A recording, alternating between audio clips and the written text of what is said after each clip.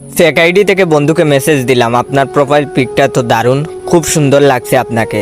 দূর থেকে খেয়াল করলাম বন্ধু মোবাইলের দিকে তাকিয়ে মুচকি মুচকি হাঁটছে আর চুলের বাজ ঠিক করছে। একটু পর বন্ধু রিপ্লাই দিল, কি বলে আপনাকে ধন্যবাদ দিব বুঝতে পারছি না, রিকোয়েস্ট পাঠাইছি অ্যাকসেপ্ট করবেন।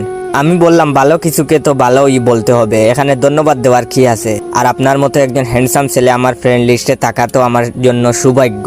এবার দেখি বন্ধু পুরা দাঁত বের করে হাঁটছে। কিছুক্ষণ পর আবার মেসেজ দিলাম, এই মিস্টার চুপ করে আছেন কেন? সে বলল আপনার প্রোফাইল পিকটা দেখেছিলাম। আমি বললাম তাই নাকি? সে বলল আমি বললাম তো কি দেখেছিলেন?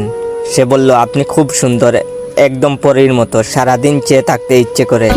আমি বললাম এভাবে বলবেন না প্লিজ, আমার শরম করে। বন্ধু বলল সত্যি বলছি আপনি অনেক সুন্দর। এতগুলো ধন্যবাদ আপনাকে। আরে বলল একটা কথা জিজ্ঞাসা করব। আমি বললাম একটা কেন, আপনার যত ইচ্ছা জিজ্ঞাসা করুন। সে বলল আপনার কারোর সাথে রিলেশন আছে?